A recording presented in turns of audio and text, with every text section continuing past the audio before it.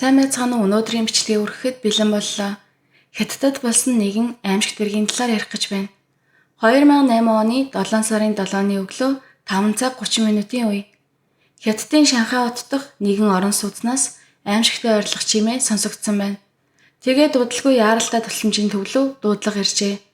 Манай найз тусаалдаад байна. Хурдан ирээж гуйж байна гэв. Яаралтай нөхцөл байдлыг сонссон цагдаа нар тэр даруй утсан бөгөөд тухайн байрны 4 болон 5 давхрын хоорондох шатны хонголд цусанд тутгалцсан нэгэн эмэгтэй ухаан алдсан байдалтай явтаж байгааг олжээ. Харамсалтай нь тэр үед аль хэдийн амьсгал хураасан байв. Хохирогч нь 22 настай Канадын иргэн модель Дайна Брайан байлаа.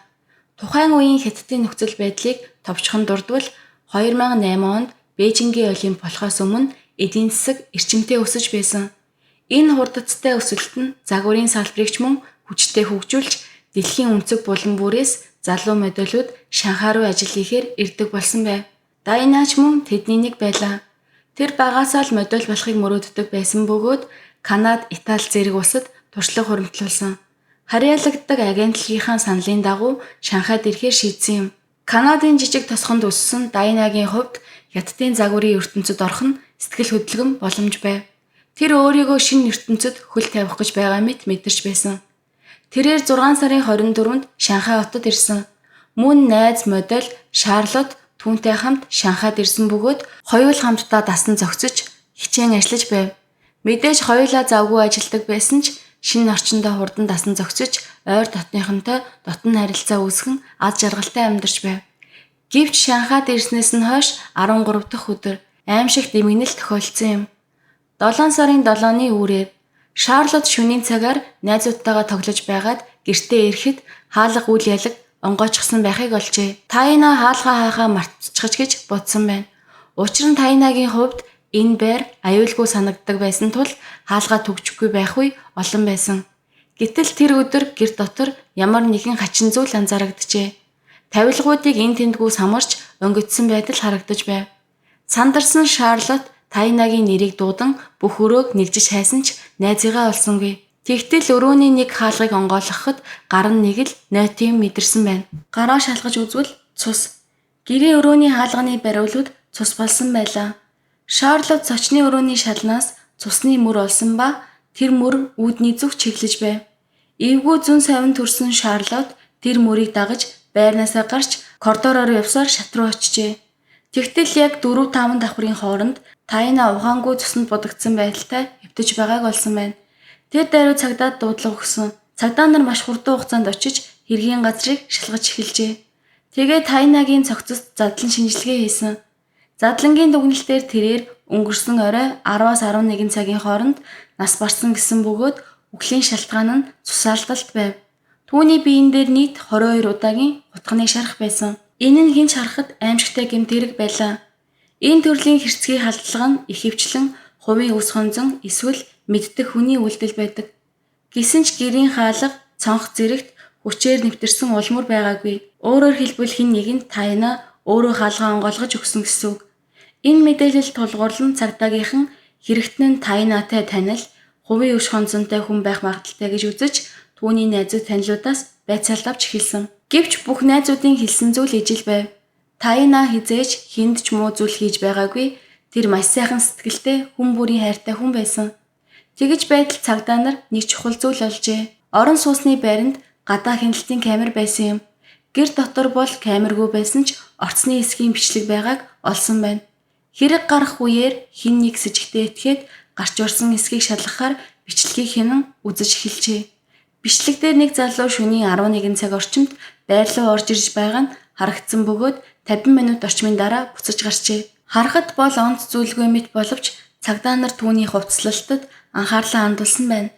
Тэр залуу анх орж ирэхэд хар цамц өмссөн байсан бөгөөд гарч ирэхдээ цамцных нь зүүн тал урагдсан байжээ. Цагдаа нарын таамаг авсаад Тайна өөрийгөө хамгаалах гэж тэмцэж байхдаа түүний цамцыг урсан байж болох юм. Гэхдээ бас нэг с ิจ гтэй зүйл байлаа. Тэр залуу гартаа юу ч бариагүй хоосон гарч иржээ. Гэтэл хэрэг гарах үед Тайнагийн зөөврийн компьютер, камер, аяллаа цүнх алга болсон байсныг хожим тогтоосон. Тиймээс энэ залуу хулгайч байсан бол эдгээр зүйлсийг яагаад авч гараагүй вэ? Ийхүү цагдаа нар камерын бичлэгийг илүү нарийн шалгасан. Тэгтэл өглөөний 4 цагийн үед тэр залуу дахин байр руу орж ирж байгааг харжээ. Харин энэ удаа гартаа аяллаа том цүнх барьчихсан байв. Бичлэгийг үзэхэд тэр цүнх Тайнагийнх байсан. Ингэснээр түүнийг хулгайн эрэгт холбоотой гэж үзэж шууд сэжигтнээр зарласан байна. Цагдаа нар тэр залуугийн мэдээллийг шалгахад тэр хүн жижиг цайны газар ажиллаж байсан бөгөөд ажлаасаа хэдхэн хоногийн өмнө гарсан байсан. Гэсэн ч тэр үедээ ашиглаж байсан нэр болон бичиг баримт бүгд хуурамч болохыг олж мэджээ. Түүнийг олоход тун хэцүү байлаа. Учир нь тэр хуурамч нэр, хуурамч бичиг баримтаар ажиллаж байсан болохоор хэн болох нь тодорхойгүй. Гэхдээ тухайн цайны газрын эзэн цагдаа нарт нэг чухал мэдээлэл өгсөн юм. Сэжигтэн залуу заримдаа нэг хүнтэй хамт ирдэг байсан.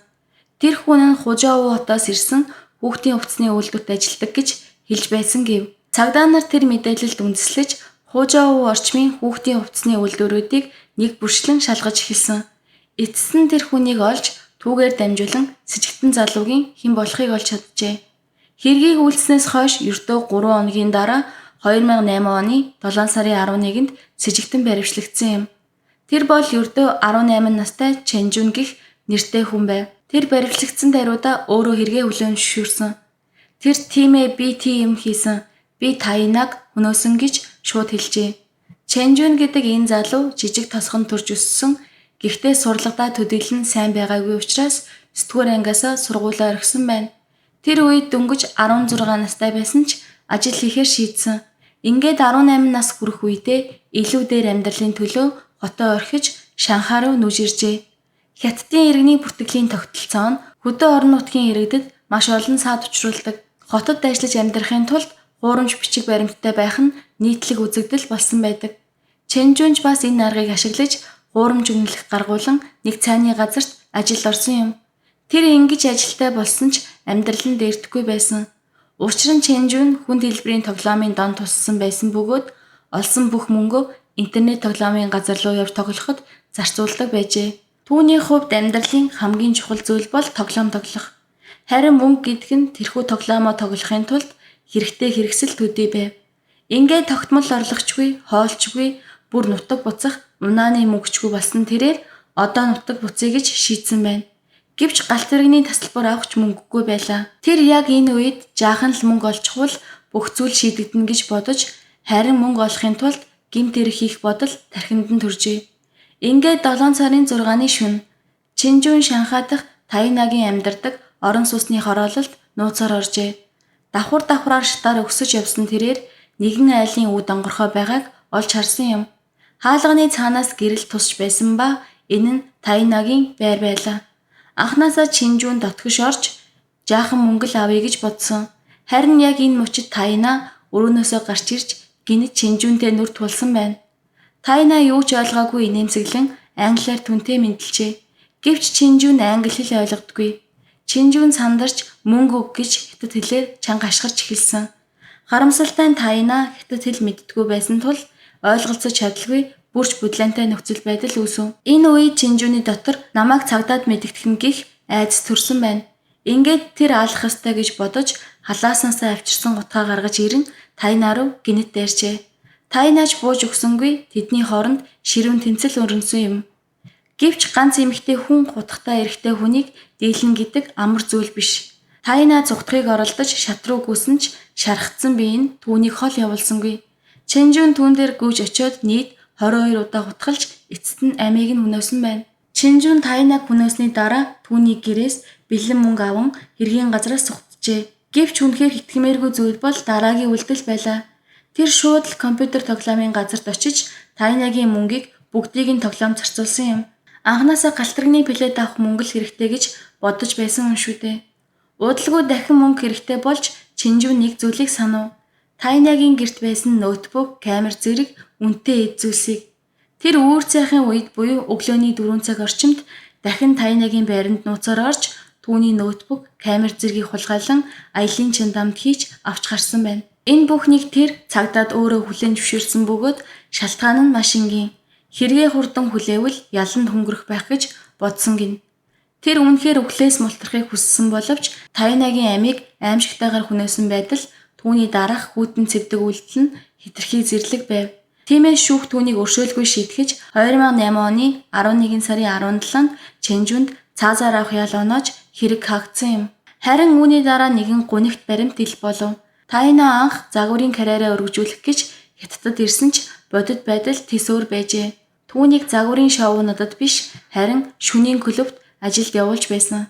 Тайна агентлагаасаа гэрээгээ цуслаад Канада руу буцах бодол хүртэл төрж байсан тухайч найз нөхд нь хожим ярьсан юм. Харамсалтай нь тэр бодлоо хэрэгжүүлж амжаагүй. Ингээд 22 настай мөрөөдөлтөд хөтлөгдөн дэлхийн загварын тавцанд хөл тавих гэж зорьсон нэгэн охин Хятадын том хотын харанхуй буланд ойлголцолгүй байдлаас үүдсэн хэргийн золиос болж харамсалтайгаар амиа алдсан билээ. Өнөөдрийн бичлэг энэ хүрээд дуусаж байна. Дараагийн бичлэгээр уулзцгаая.